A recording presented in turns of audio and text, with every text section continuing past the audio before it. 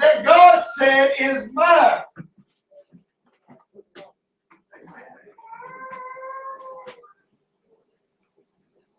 All right, how much time did you take each day this week with God? I know what you're saying.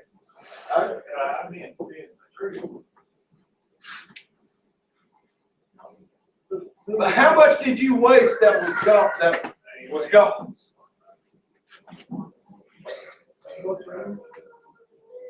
How many would say on average you watched at least 2 hours of TV a day this past week?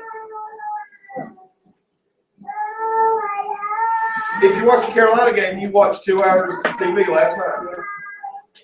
And it was such a good game. No, you was taking your ghost stories. But you was watching TV.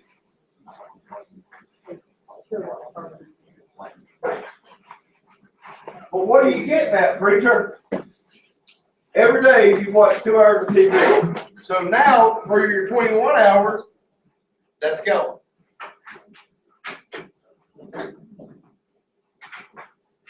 Preacher, I've got to have my beauty rest. I've got to have 10 hours a day, a night, no matter what. According to a doctor, 6 hours is all the sleep you actually need to function properly.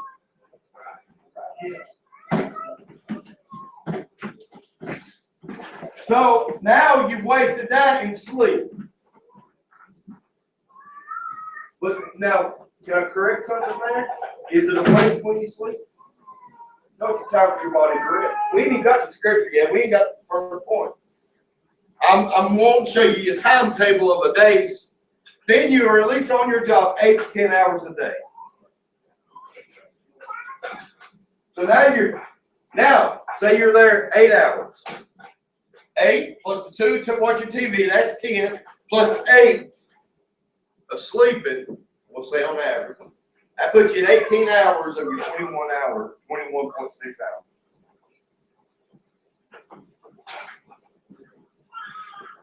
So what could you do in 3 hours?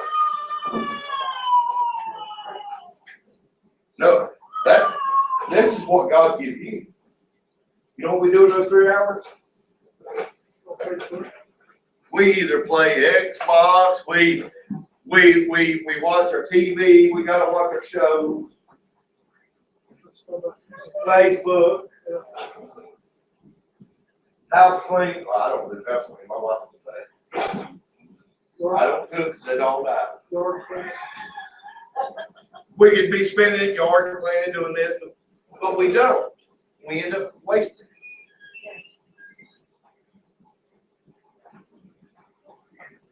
Boy, that ain't much water.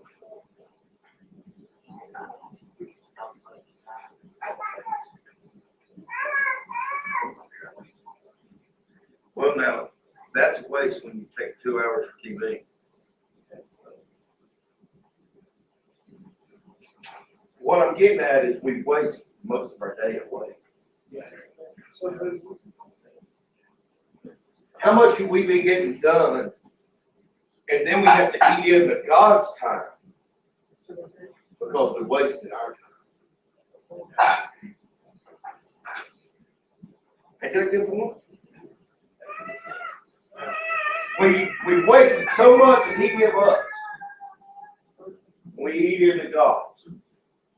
Hey, that's on time. We can even turn that around with our money. How much of our money do we waste then have to eat into God's?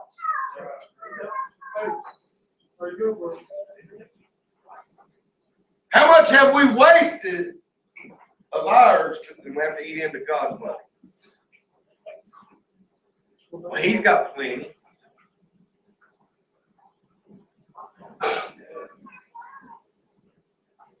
He's got plenty of time, James. I can eat into a little bit of his.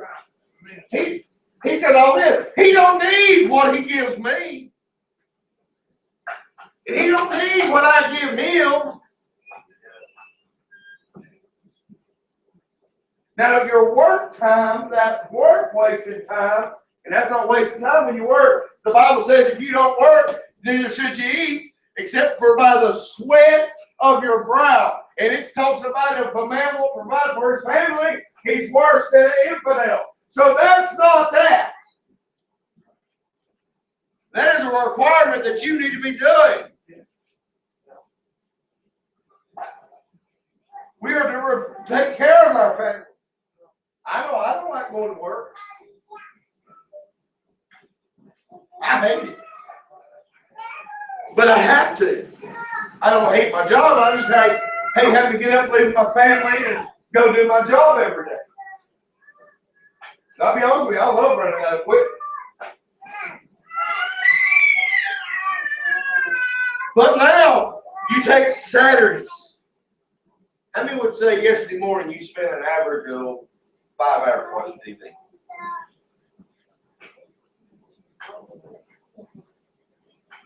Huh? That's cool. Who had Saturday school? Oh. I didn't hear nothing about no Saturday school yesterday. Harrison County had Saturday school? Oh, absent days. So it wasn't a requirement of all of Harrison County schools. I was confused there for a minute.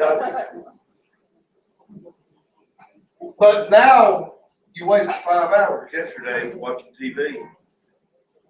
And how many would say on an average Saturday that's your average Saturday? If you be honest, just be honest. Now, I didn't get to watch 5 hours of TV yesterday. I had a mechanic been in my house at 10 o'clock in the morning. But what are you getting at?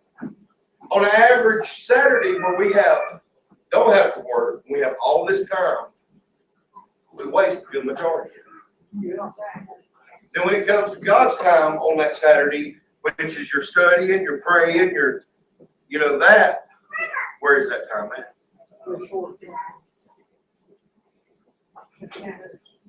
Boy, you got quiet in here on that one. I ain't got the scripture yet, but we ain't even got any of the 11 points yet. Ooh, I better hurry, it's 11:30. That's good, bro. We waste so much and have to rob God that it don't make any good. Turn your Bible to Ecclesiastes chapter 3, and you'll read here, and we'll try to be quick about it, that there is stuff that each thing has its own time. It has its own season. Ecclesiastes chapter 3, and just remain seated this morning. And your first word that I want you to write down long ways is time. T-I-M-E.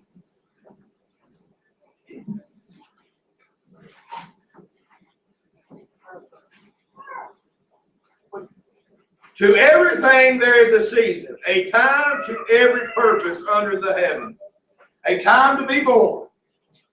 How many of you here's got a birthday? Everybody. You know what? Now's your time to be born. How many of you here's got a death day? We all do. It's appointed unto man wants to die. We just don't know what it is yet. And I guarantee you this, when you die, you won't know what it is. But everybody around you will. That's still living. But we've all got that appointed time. And a time to die. A time to plant and a time to pluck up that which is planted. A time to kill and a time to heal. A time to break down and a time to build up. A time to weep, a time to laugh. A time to mourn, a time to not dance. A time to cast away stones, a time to gather stones together. A time to embrace and a time to refrain from embracing. A time to get and a time to lose. A time to keep and a time to cast away. A time to rend and a time to sow. A time to keep silent and a time to speak. A time to love and a time to hate. A time of war and a time of peace. What profit hath he that worketh in that wherein he laboreth? I have seen the travail which God has given to the sons of men to be exercised in it. He hath made everything beautiful in his time. Also he has set the world in their heart, so that no man can find out the work that God maketh from the beginning to the end. I know that there is no good in them for a man to rejoice and to do good in his life. And also to every man should eat and drink and enjoy the good of all his labor. It is the gift of God.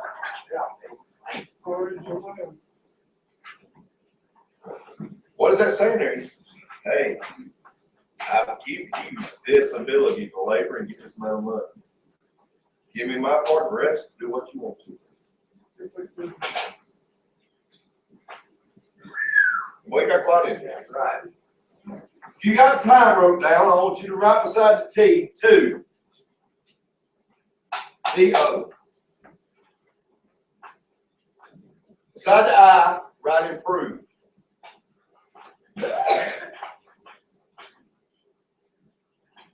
Beside the M, write my.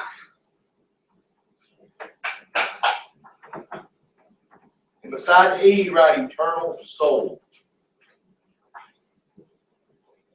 Time to improve my eternal soul.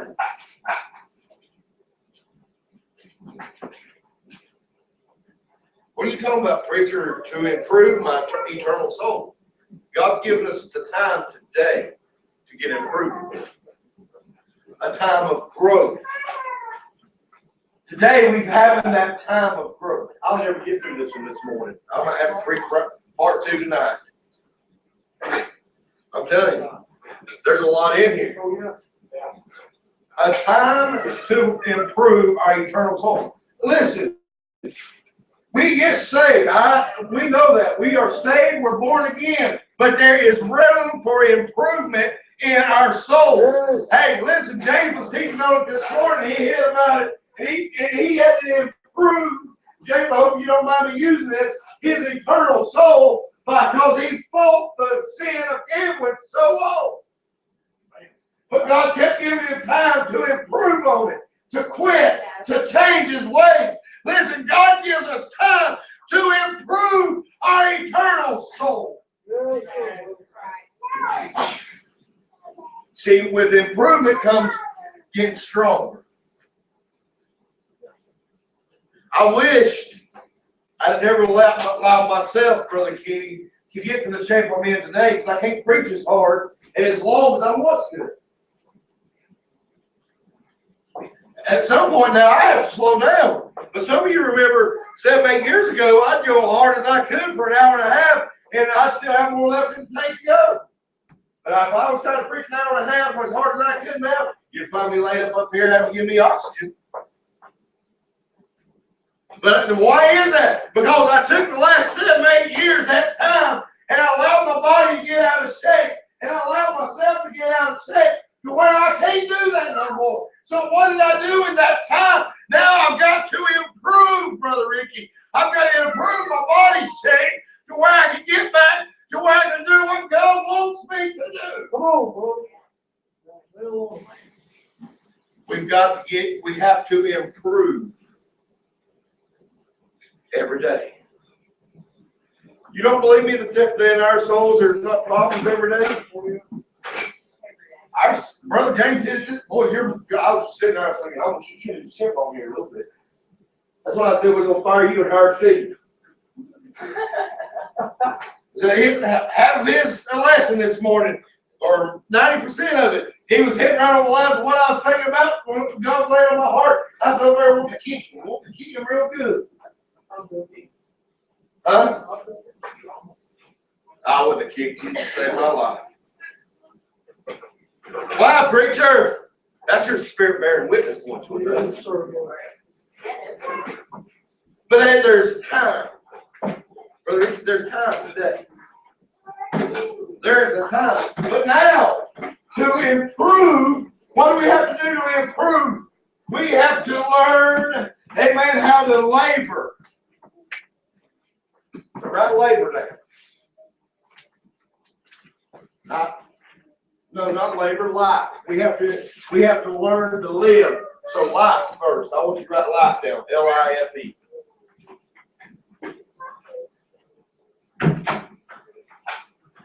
So in our life, we have to learn to laboring in faith eternally. Laboring for the L in for the I, faith for the F, and E for eternal. We have time to improve our eternal soul, but in life, Brother Ricky, we have to labor in faith eternally. Yes, sir.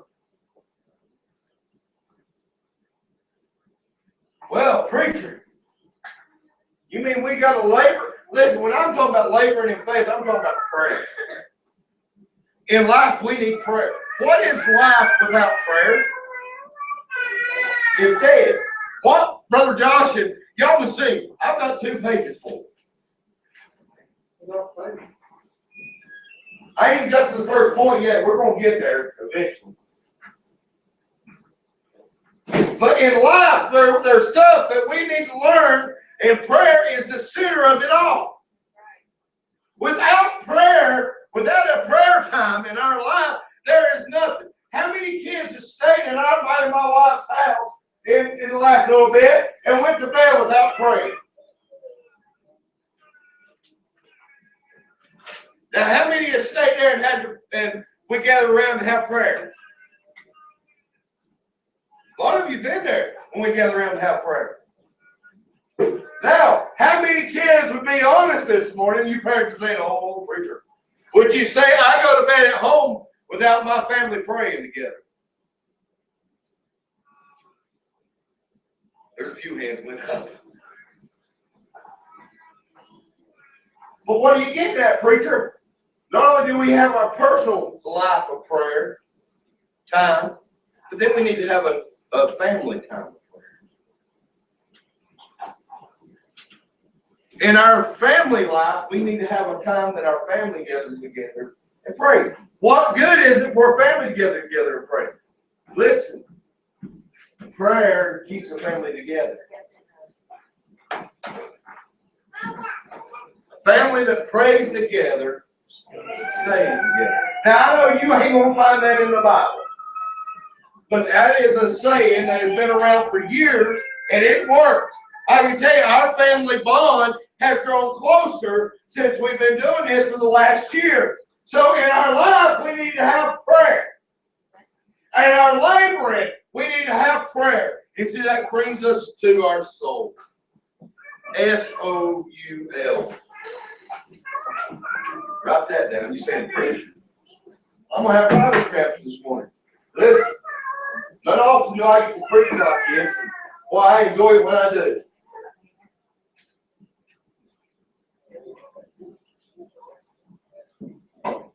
Our soul puts salvation for the S. For the O is on. O-N. For the U is understanding.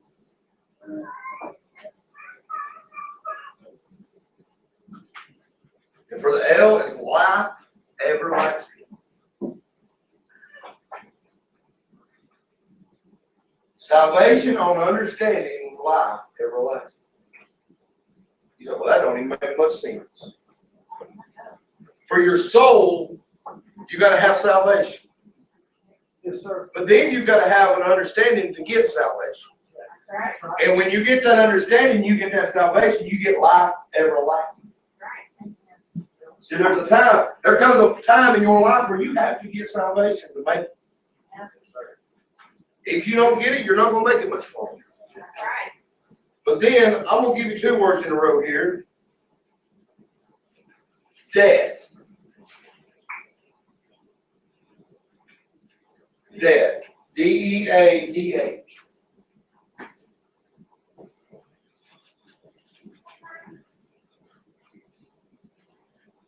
For the D, put determined to.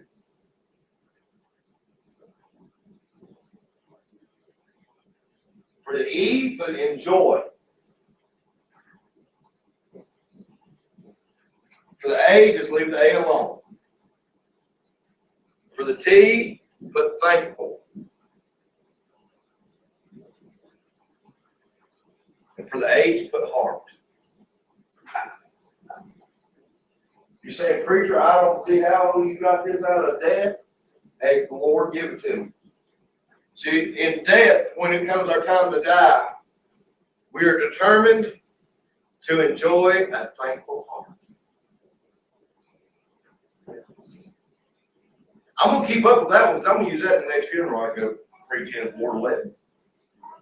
You mean death, we're determined to enjoy a thankful heart?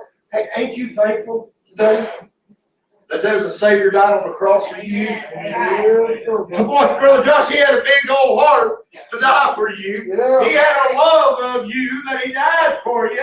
So now when we die, we are determined to enjoy a thankful heart and our soul on understanding life everlasting. And that's why we're able to be determined to enjoy that thankful heart. Now spell out work. W-O-O-R-K.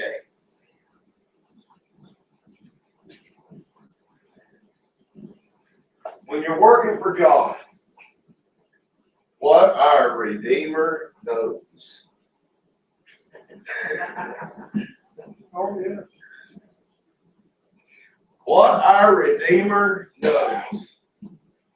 See, when you're working for God, He knows what you're doing. He's knowing you're taking that time to work for Him. He knows you're not just giving up on Him. He knows you're not just laying down. He knows everything that's going on. He understands what's going on at that time when you're working for God, whether it's soul winning or it's not.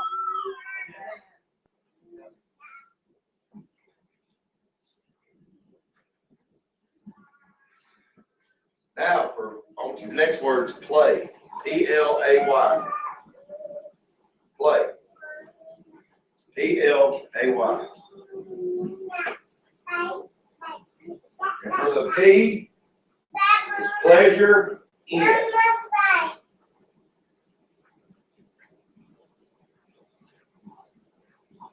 For the L is labor.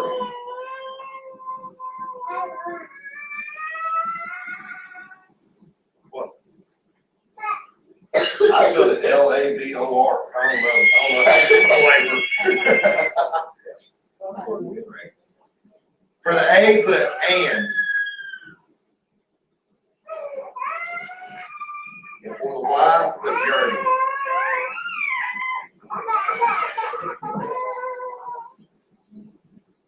How many understand and know what yearning is? Who would be willing to stand up and say, I know what yearning is and I'm willing to tell it? Desire. See, there's pleasure in labor and desire. But see, I couldn't put desire there, so I had to put yearning. Pleasure in labor and yearning. See, we should find pleasure in our time that we work for God.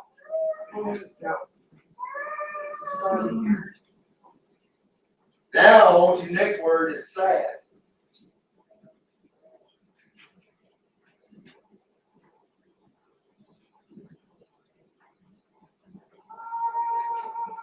For the S, I want you to put Savior.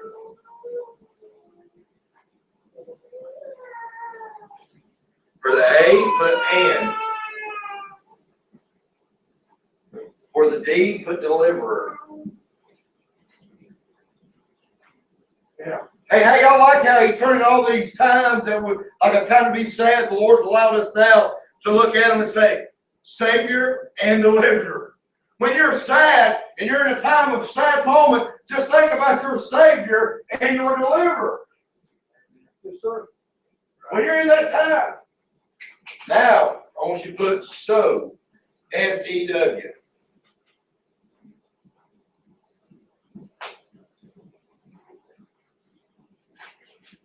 Huh? I don't know how many words we're at right now. Quite a few, I know. Yeah, we got one more after this. And I can get into the points, maybe. 4 to 11.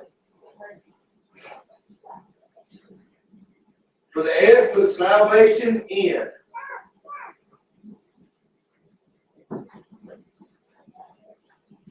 For the E, put eternity.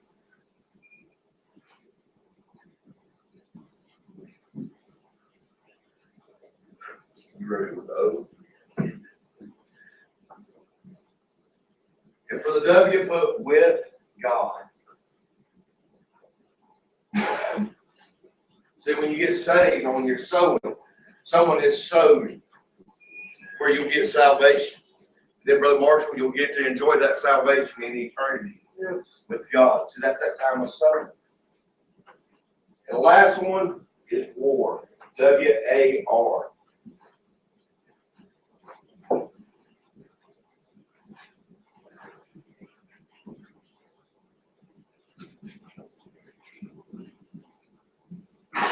For the W, put what? For the A, leave it alone. And for the R, put Redeemer.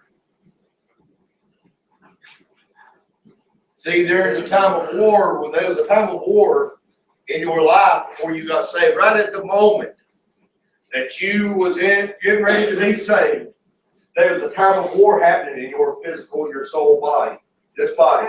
Amen. Yeah, there was. And there was a Redeemer that stepped in and said, whoa, wait a minute. Amen. I'm bringing peace in here. What a Redeemer near in reward. So when you get to the place, Brother Tane, when you're in war and you're battling something in your life, and that time has come upon you in your life to be battling, that is the time that you need to look up and say, what a Redeemer. Amen. What a time for you.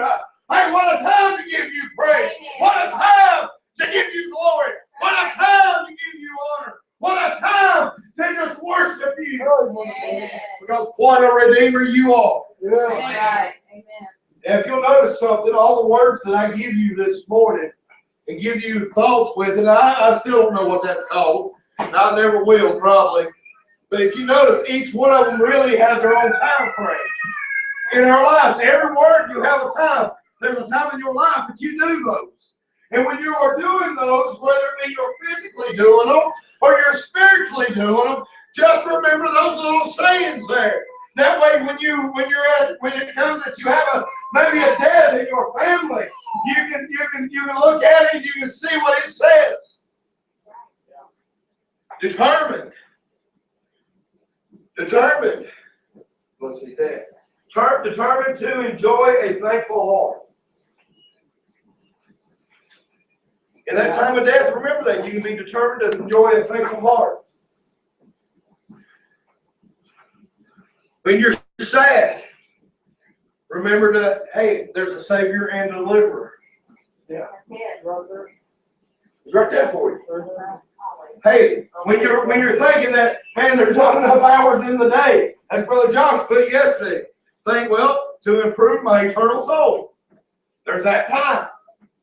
Hey, and Josh, you're the reason for this message this morning, brother. I saw that, and God started clicking these through my head. And it ain't nothing against Josh and it was just a thought he put on Facebook that I happened to see, and God just started working his message in my mind. Did you intend for that? No, but God used it to give me a message this morning. Amen. That's what this is called, word association. I guess that's right. But then, when you're having to, in our everyday life, how many times in your life, in just the last little bit, it says, have thought this, or maybe even said it, life stinks.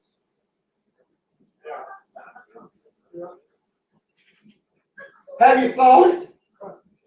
Have you wondered, why does life got to be like it is? Why is this time of my life the way it is right now? Why did I deserve, God, this to be going on in my life right now? And then when you get to that point, just say, hey, listen, this is my opportunity to labor in the faith. This is my opportunity to start laboring in faith. Hey, life, it gives us something to live for. What is that? We're living to see the glory of the Lord. We're living to see our family saved. Hey, there's something to our life. This time in our life, if we'll just see it through, if we come out on the other side, God will bring a blessing to it. But you still got to keep laboring in the faith. Labor in the faith eternally. Have you ever thought, Lord, you know how hard it is for me just just to work.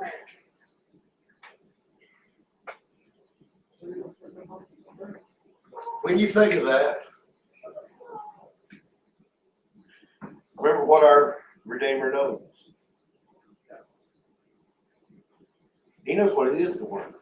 Oh, listen, he might not have physically done manual labor here, but I really believe he did, because his craft was carpenter.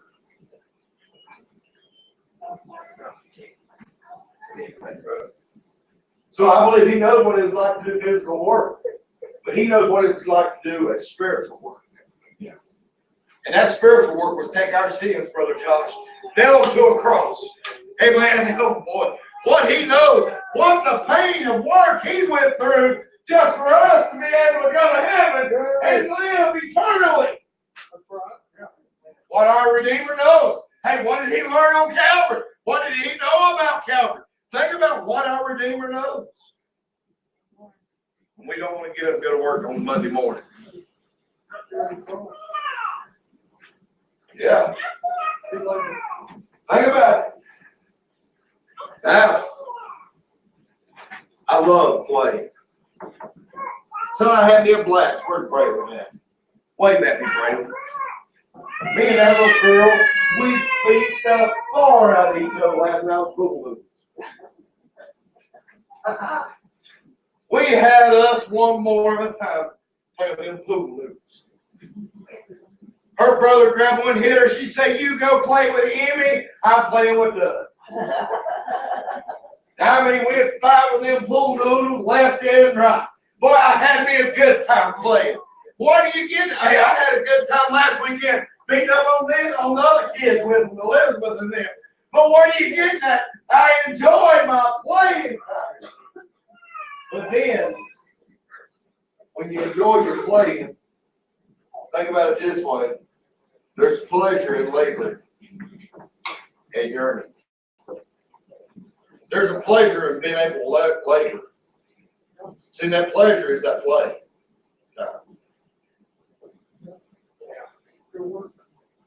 Now listen, I don't like gambling, but I do like taking a deck of cards and playing a chariot rummy every now and then.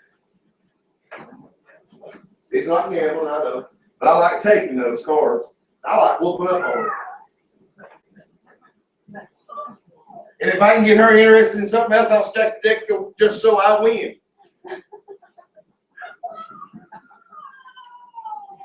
And I have fun. Then I always get caught trying to stack the deck. So I quit that.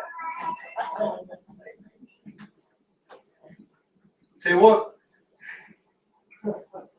I won't go there. Jerry hit the drifter one night. We was playing with another couple, running. Me and the man, the husband, the other husband, we had his wife so tickled and laughing that she never watched us stack the deck. She had no clue, sitting right there at the kitchen table, just so laughing so hard. Y'all remember, a lot of you remember it, Jeff Harwood, Jeff and Tina. Me and Jeff had her laughing so hard she never even saw us stack the deck. Sherry called it when she come back. But what are you getting at? There's joy in playing. Because that's a pleasure in laboring. But then it goes on, Brother, and yearning, the desire. What is our earnest desire? See, there's a time to desire stuff. Kenny and Denise had an earnest yearning a little over a month ago. They wanted to try and get their daughter back. They didn't know how they was going to get to. Josh, a couple weeks ago, had the same thing for his mom, but he didn't know how he was going to get to them. God made a way. God supplied the means to make a way for both of them to come back home. Yeah. And he always does it. He'll see the desire of your heart. And he'll meet that desire. He'll meet that desire. But now, when you sow something, when you sow this morning, think about what you're sowing. You're sowing something with somebody. Sowing salvation in eternity with God. You're sowing salvation in eternity with God. Brother Ricky, have you ever sowed a garden? Have you ever sowed grass? How many in here has ever sowed grass?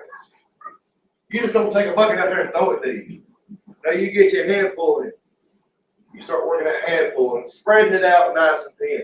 And if you ain't real good doing it with your hand, get you one of the things, go over your neck and crank it. And it'll really throw it. But you'll use more grass than doing it this way. You'll sow it thicker and stronger doing it this way.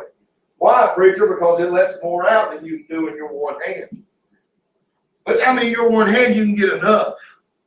Do you know in one word you can get enough? Somebody tell them that there's salvation in eternity. No. And see, in that, you've labored, you've had pleasure. When you've witnessed to somebody and you've talked to somebody and you finally see them come to the Lord and know Jesus as Savior, what kind of pleasure do you find in that? What kind of, I mean, just, boy, you can run miles at that time. You know, in their body, there's war going on. Right. You know there's a war. I'm not going to make it through it this morning. You know there's a war, and that Redeemer's trying to come. Point number one this morning, I'll give you this one. Everlasting, everything has a time. Point number one, part A, see your fleshly part of your body has a time. When I was a child, I spake as a child. How many knows the rest of that? So when I become a man, I put away childish things. I put away childish things. See, Brother Marshall, when I was a child, I had all the children, child stuff. Then I became a teenager and got me my first vehicle. Guess what? I didn't know no more, Brother King. I didn't no more want to have my little He-Man figure. I didn't want to have my little car Dukes of Hazzard running around. All of a sudden, Brother Josh, I had my truck. Boy, I polished and I made that thing look good to be an 83 S10. And my truck didn't come with one of them AM FM stereos in it back then. That truck came with no cassette player, no CD player. It come with an AM radio. That's all you had. Now we had FM when I was that age, but that truck, when it was made, that's what came with that truck. That was still what was in that truck. Standard radio. So what'd you do, preacher? Well, I worked on my job till I got up enough money. I took over there at that stereo place in Fletcher. I had 2 6x9 box speakers put behind the seat and a CD player put in it with AM FM on it. Why'd you do that? Because I wanted to hear some music. The only channel on the FM, on the AM dial back then that played any kind of music other than gospel, and I wasn't saved at the time, Brother Joe. So I wasn't going to go around listening to 720 and 1380 at that time. I will now. But the only station that would play anything was 570 WWNC, and it played country music.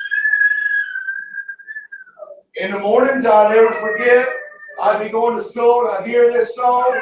Some of you can remember this time in your life. Nothing could be finer than to be in Carolina in the morning. Scotty rode on it. I'd be driving to school listening to that, and I'd say, man, this has got to change. I got to where I hated that song. Now I wish those days would come back. I love to hear Scotty Roadrunner come on and play that song again.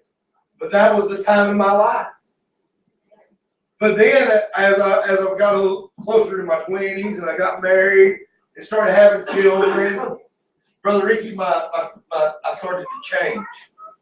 My fleshly person life started to change. Then I got saved. And that was a change. Amen. That was a change. Amen. I went from a fleshly person, Brother Ricky, with no spiritual person to me. I still had that fleshly person, but now I had a spiritual life. I had a spiritual birthday. Hey, listen, that time came in my life, Brother Joe, that I needed the Lord more than I needed anything else. Right. Yes, sir. See, that's time in your life. There's a fleshly time and then there's a spiritual time. But then two, in life, there's your Christian walk and your physical walk. Right? There's a Christian walk and a physical walk. Then number three, serving God. There's God's time and there's our time. I already covered that earlier at the intro of the message. I don't think I need to do any more on that. Amen? But then there's number four. There's death. It is appointed unto man one to die after this judgment. We know that. But then there's also a spiritual death. The person that dies is saved. And then there's an unspiritual death. That's the person who dies unsaved. Then number five, there's life. We live and we're alive. Called Christ. Then number six, we work. There's a physical work and a spiritual work. I've already covered a lot of this with the words. There's a time to play, time to exercise, and a time to run. If we all had to exercise every day, what do you think of that? Good shape. We'd be in good shape. Walk for your right. If today we started to go on a vegetarian diet, no more meat, no more that, only thing you could eat is out of the garden, how many would live? Huh? A little bit of it. But, you know, God didn't intend for us to eat rabbit food all the time. Oh, no. He wanted us to have a little bit of meat where we could grow. But he didn't ever mean for us to overindulge.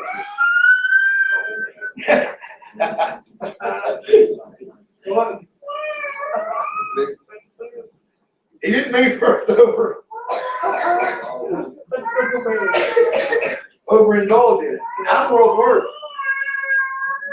Sherry fixes something good, I'll go back for a second. Chili beans, I'm heading back for a second. Maybe even thirds, maybe even fourths. You get what I'm getting at this morning? But he didn't intend for us to overindulge in it. He intended for us to eat it, and exercise a little bit. That's why he made us a feast for health. Think about if you drink a little bit of water and walk 2 miles a day, what would happen in your life? Huh? If me and James went to Bristol every year, we would get our exercise all in one time. We walked 2.5 miles from his truck just to the track, and then walked 2.5 miles back after the race. But then there's a time of laughter. There's a time to be happy. Hey, our church is real good at laughing. We joke a lot around here. That's what makes it a great church. There's a time for laughter. There's a time to be happy. But then there's a time to be sad.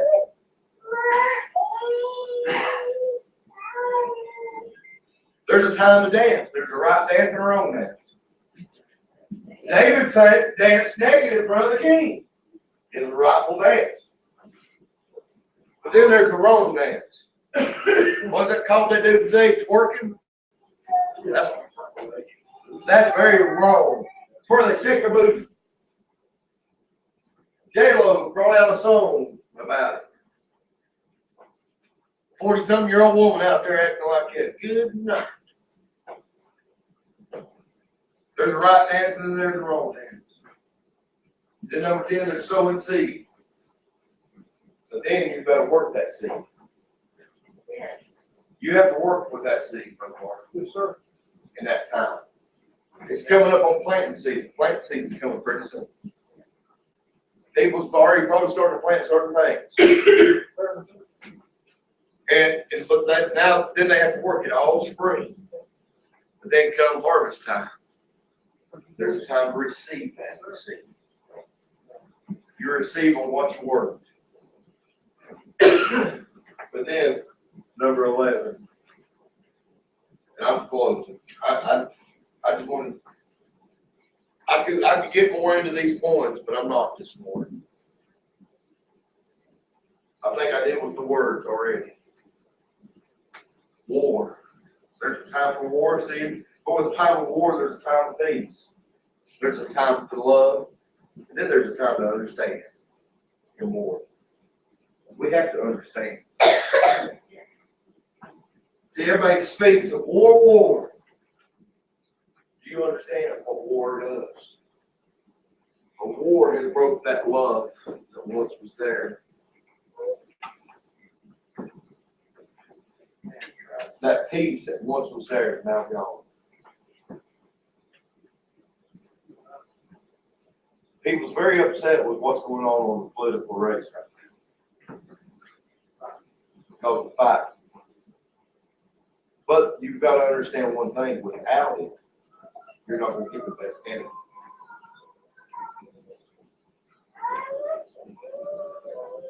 Richard, you mean without it, you're not going to get the best candidate? I'm telling you. Without a certain amount of it, you're not going to get the best candidate. They've got to be willing to step up, defend what they believe in, and say what they believe. And they've got to be ready to defend. Because if they won't do it now, then what are they going to do if they get in the line? Preacher, I ain't voted yet. I'm glad you ain't, but you need to. You can early vote now. I voted Friday. My mouth's already cast. And I'm not endorsing nobody standing behind this pulpit. But I will tell you this, there's one candidate on the ballot. This is not this one. I know for you that live in Harrison County, he won't be on yours, but in Buckle County, he should be on yours. There is a preacher that's running for office in Buckle County. Christian conservative Christian. Preacher Jordan Burchett. He's been here. He played that very piano. He's preached for me before. He is running for office. Did you say shame on me? He's running shame. Bring Christ back into it. Amen. Well, that's different. Joe says now that's different. And we should rally behind him and support him. Yeah. If you live in Harrison County, I'm sorry, you ain't got someone like that on your ballot this year. But we do. You know how old he is, Joe? Try about 22 years old.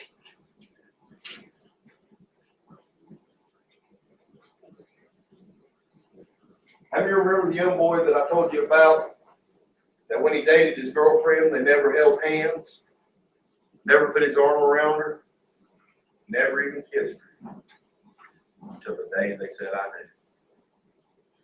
do. He's that young boy. I asked him back then, does he work with me? I asked him, why did you work? He said, because it wasn't. You take a teenage boy at that age. You take a teenage girl. They go there. See, there's a time that we gotta learn in our lives to do the right thing. As we stand to our feet this morning,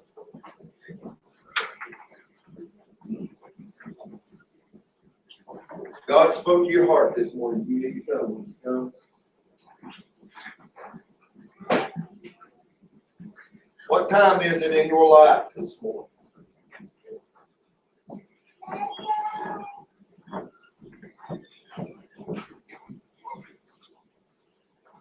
What time in your life are you standing at?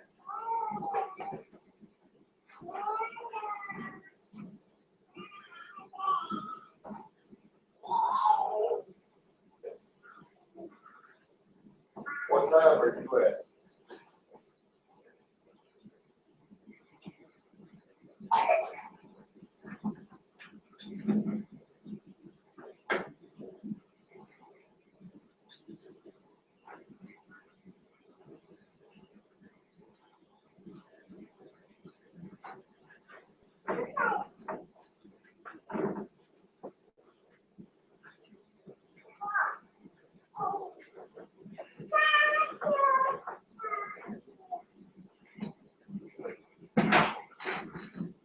Dear Lord, as we come this morning, Father, I thank you, Lord, for your grace. I thank you for your mercy, Lord. I pray, Lord, to touch, Lord, with every heart, and touch on each and every one, Lord, that's come out this way. Father, I pray, Lord, I brought no harm to thy word, Father, in Jesus' name.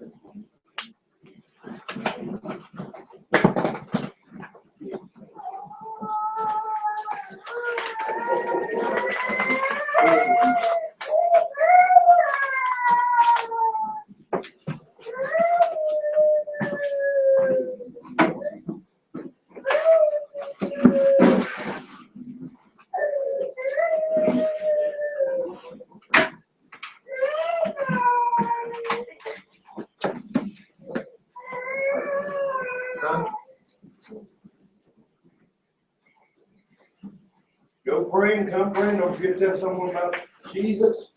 Today at 4 o'clock, Easter play practice. Tonight at 5, church service. Look on dismisses and pray. Heavenly Father, God, we thank you so much for this day. Allow us to come to Sunday school and hear the preaching, now, God, in your house. We thank you, met the word of the our lives and our heart. We ask God for travel mercy to all to come back here later this evening, Lord.